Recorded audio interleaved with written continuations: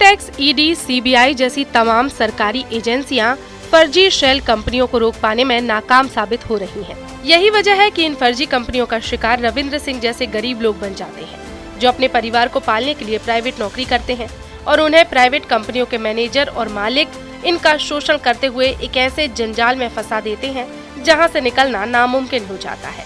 जी हां, एक ऐसा ही मामला ग्वालियर के टोल प्लाजा पर काम करने वाले अपने कर्मचारी रविंद्र को ही ठगी का शिकार बना लिया है, जहां 8,000 रुपए की नौकरी करने वाले एक खानसामे को आयकर विभाग ने 46 करोड़ रुपए जमा करने का नोटिस दिया है। 46 करोड़ के नोटिस से अरविंद का पूरा परिवार सदमे में है।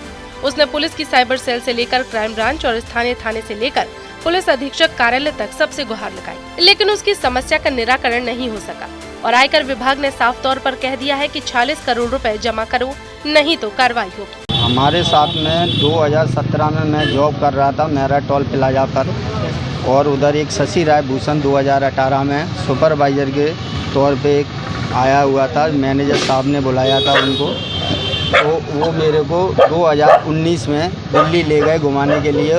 उधर उन्होंने मेरा खाता खुलवाया एक दिल्ली में, बोला कि तुम्हारा कंपनी की तरफ से इसमें पैसा ऐसा आएगा और पीएफ तुम्हारा सब इसी में आएगा, और उन्होंने वो खाता खुलवा दिया। जब मैं टोल पे वापस आया तो मैंने उससे वापस ऑब्जेक्शन उठाया। उस समय सर मेरे को कोई ध्यान नहीं था ये क्या हो रहा है मेरे साथ, इतनी जल्दी में हुआ काम।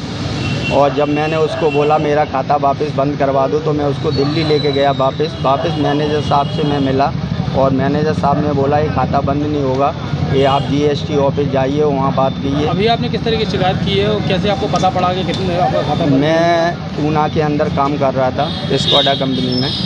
तो उधर क्या है कि जब पहला नोटिस अप्रैल में आया तो मेरे घर में तो बताया कि ऐसे ऐसे नोटिस आया है, तो मैंने ध्यान नहीं दिया। मैंने कि काय का नोटिस, मेरा तो कुछ ऐसा कुछ है नहीं है जो नोटिस, तो मैंने ध्यान नहीं दिया काय का नोटिस है। तो जब दूसरा नोटिस जुलाई में आया तो मैं अपनी नौकरी छोड़ के घर आया। घर आके वो नोटिस ले जाके अपने वकील साहब को बताया, तो वकील साहब ने बोला कि ये नोटिस तो आपका इनकम टैक्स विभाग का है, जिसमें आपका 46 करोड़ 18 लाख का लेन देन हुआ है, और ऐसे ऐसे आपका कंपनी रजिस्टर्ड है आपके नाम से, और फार्म बनाई हुई है।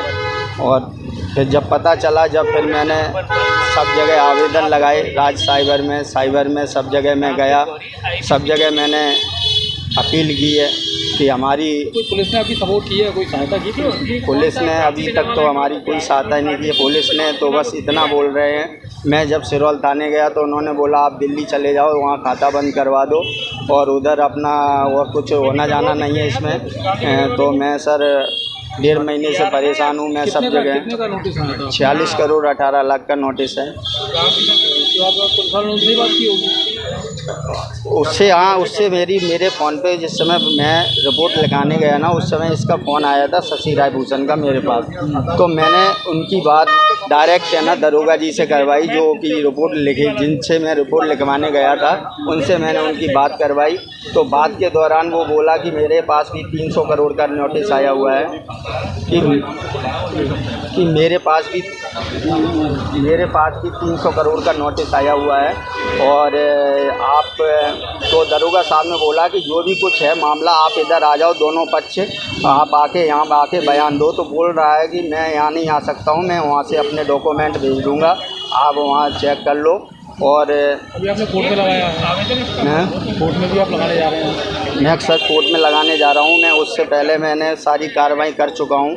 अब मेरे पास एक ही रास्ता है हाई कोर्ट, और इसके अलावा मेरे पास अब कोई रास्ता नहीं। मैं एक गरीब आदमी हूँ सर, मेरे पास में इतना कुछ है नहीं है। मैं सर 1.5 महीने से घूम रहा हूँ, 1.5-2 महीने से परेशान हूँ सर। मेरी कोई अभी सुनवाई नहीं हुई है और मैं परेशान हूँ बहुत। देखिए, ये रविंद्र सिंह चौहान है, ये भिंड के रहने वाले हैं, और ये मेहरा टोल प्लाजा पर मैस हेल्पर के रूप में काम किया करते थे सन 2017 से लेकर 2023-24 तक। तो इनका वहाँ पे एक सुपरवाइज़र हुआ करता था शशि भूषण राय, बिहार का रहने वाला था। उसके द्वारा इन्हें प्रलोभन दिया गया कि आप अपने पैन कार्ड आधार कार्ड दो और हम आपका पीएफ निकलवा देंगे। तो इन्होंने अपने पैन कार्ड आधार कार्ड उसे दिए। पैन कार्ड आधार कार्ड देने के 8 दिन बाद जब बोला कि वो यहाँ से काम नहीं होगा, अपन को दिल्ली चलना पड़ेगा, तो उसके कहने पे ये दिल्ली गए। दिल्ली में ले जाके उसने पंजाब नेशनल बैंक में इनके अंगूठे वगैरह लगवा लिए, और उसके बाद में बोला कि आपका पीएफ आपके अकाउंट में आ जाएगा।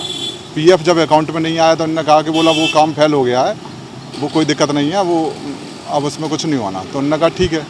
उसके बाद वो नौकरी करता रहा। साल 2025 में इनके घर पर नोटिस आता है इनकम टैक्स डिपार्टमेंट का।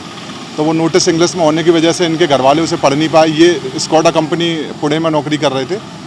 जब दूसरा नोटिस जुलाई में आया इनके पास में, तब इनकी वाइफ ने इन्हें बताया कि ऐसे ऐसे नोटिस आया। तो ये आए और आके इन्हें नोटिस मुझे दिखाया। तो मैंने बताया कि इनकम टैक्स डिपार्टमेंट का नोटिस है, और इनकम टैक्स डिपार्टमेंट से भी हमने जानकारी ली। तो उन्होंने बताया कि ये आपके द्वारा लेन देन किया गया है, तभी हम नोटिस भेजा है, और वो 46 करोड़ 18 लाख का नोटिस है। तो उसको लेके फिर हमने जानकारी ली। तो उन्होंने कहा कि आपके अकाउंट से ज़रूर लेन देन हुआ है। तो हमने इनका अकाउंट जो है पंजाब नेशनल बैंक शाखा भिंड में है, वहाँ से हमने 5 साल की डिटेल्स निकलवाई। तो उसमें किसी प्रकार का कोई लेन देन नहीं निकला, केवल इनकी सैलरी के अलावा कोई दूसरा पैसा उसमें नहीं आया। फिर मैंने यहाँ सिटी सेंटर पे जो पंजाब नेशनल बैंक के ब्रांच मैनेजर हैं उनसे बात करी। तो उन्होंने दूसरा खाता भी पंजाब नेशनल बैंक का ही था। तो उन्होंने देखकर बताया कि इनका एक अकाउंट और चल रहा है, वो पंजाब नेशनल बैंक का ही है, और वो उत्तम नगर दिल्ली में चल रहा है।